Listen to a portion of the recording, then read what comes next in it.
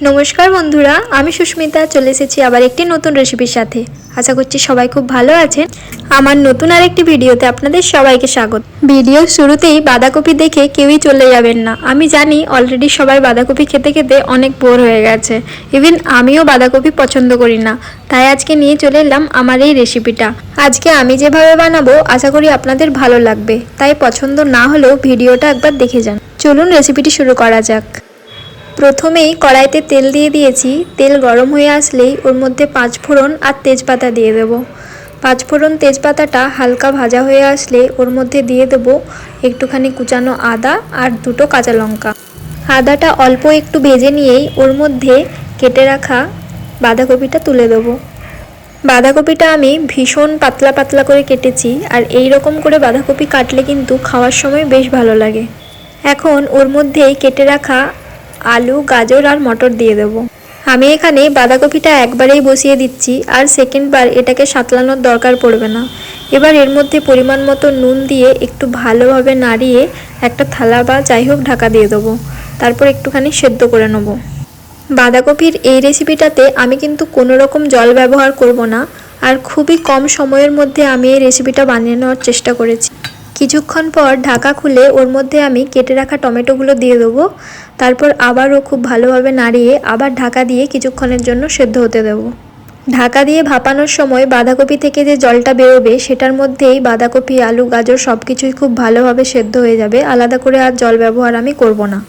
যেহেতু আমি এখানে কোনো রকম জল ব্যবহার করব না, তাই বাঁধাকপিটা একটু শুকনো শুকনো টাইপের হবে। এটা রুটি বা ভাতের সাথে ভীষণই ভালো লাগবে খেতে। জেনারেলি আমরা যেভাবে ঘরে বাঁধাকপি বানিয়ে থাকি সেটা আমার একদমই ভালো লাগে না খেতে, মানে বোর হয়ে যায় একবার বা দুবার খাওয়ার পরেই। কিন্তু এই রেসিপিটা ট্রাই করে দেখতে পারেন, খুবই ভালো লাগে। কিছুক্ষণ পর ঢাকা খুলে আবার এর মধ্যে আমি কিছু মশলা দিয়ে দেবো, যেমন হলুদ গুঁড়ো, জিরে গুঁড়ো আর লঙ্কার গুঁড়ো।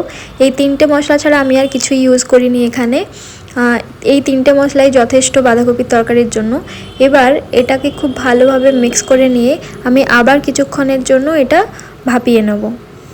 এই রেসিপিটা আমি কিন্তু সম্পূর্ণ নিরামিষ করছি, কোনো রকম পেঁয়াজ বা অন্য কিছু ব্যবহার করিনি। কিছুক্ষণ পর ঢাকা খুলে এর মধ্যে আমি 1 চামচ চিনি ওপর থেকে দিয়ে খুব ভালোভাবে এবার মিক্স করে নেব সব কিছু। বাঁধাকপির তরকারিতে একটুখানি চিনি দিলে এর টেস্টটা বেশ ভালোই লাগে, বিশেষ করে রুটির সঙ্গে খেতে হলে তো ভীষণই ভালো লাগে। আবারও 2 মিনিট মতো ঢাকা দিয়ে দেবো সেদ্ধ হওয়ার জন্য।